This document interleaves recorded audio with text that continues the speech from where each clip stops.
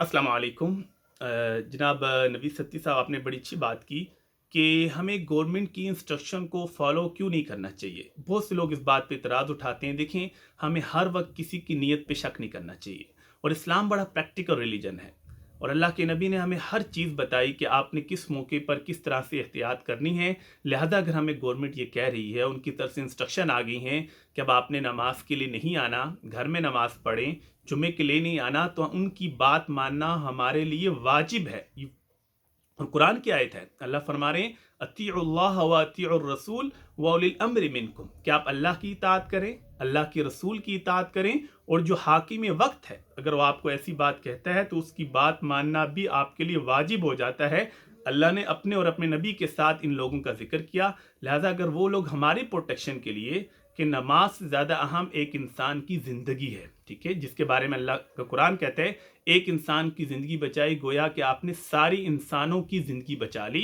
तो लिहाजा अगर जो गवर्नमेंट की इंस्ट्रक्शन है, जो एसओपीज़ हैं, हम उनको फॉलो करें। और अगर वो कह रहे हैं कि 3 से 5 बंदे आएँ तो इनकी बात मान ली जाए, कि मस्जिद के ख़तीब हैं, इमाम हैं, उनकी बात मान लें। क्योंकि देखिए, पूरी दुनिया के अंदर अगर बैतुल्ला खाली हो सकता है, और बैतुल्ला का तवाफ़ 40 बार पहले भी रुक चुका है, कोई ना कोई रीज़न ऐसी बन गई, तो उसके बाद तो हर चीज़ ही बहुत हल्की हो जाती है।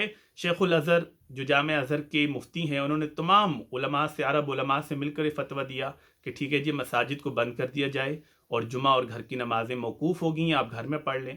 हमें तो फिर भी ये कहा जा रहा है कि आप अजान होगी, लेकिन नमाज के लिए सिर्फ 3 से 5 बंदे होंगे, वही एक मस्जिद की इमाम हैं, और जो केयर टेकर हैं या एक दो ऐसे नमाजी जो ज़्यादा मस्जिद में आते हैं, वो जा सकते हैं, नमाज़ पढ़ सकते हैं। क्योंकि देखिए, हम लोग एहतियात नहीं करते।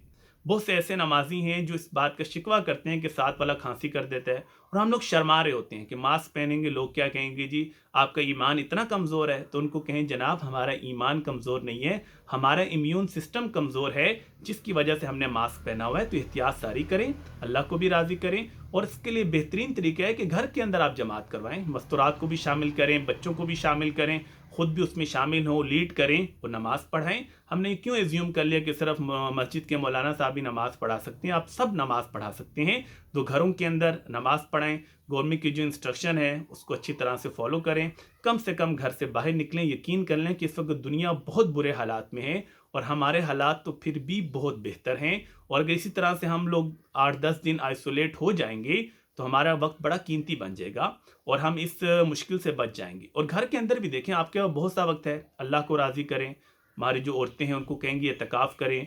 उसके बाद बहुत सा वक्त आप अपने पेरेंट्स को दे सकते हैं, क्योंकि हमेशा हमें शिकवा होता है कि हम बड़े मशगूल हैं, हमारे पास टाइम नहीं है। तो हम उनको वक्त दे सकते हैं, पेरेंट्स के साथ वक्त गुजारें, अपने बीवी बच्चों को टाइम दें, क्योंकि हम बहुत कम टाइम देते हैं। इस तरह से अच्छी किताबें पढ़ें, सीरत की किताब पढ़ें, कुरान का तर्जमा और तफसीर पढ़ें। उसके अलावा और भी बहुत सी चीज़ें हैं, एंटरटेनमेंट की चीज़ें हैं, लेकिन आप उसको एक टाइम टू टाइम इन चीज़ों को हम चेंज करते रहें, और इस वक्त को कीमती बनाएं। यकीन करें, ये वक्त बड़ा कीमती है, हमें एक गोल्डन अपॉर्चुनिटी मिली है कि हम इस वक्त को बड़े अच्छे अंदाज से कंज्यूम कर सकते हैं।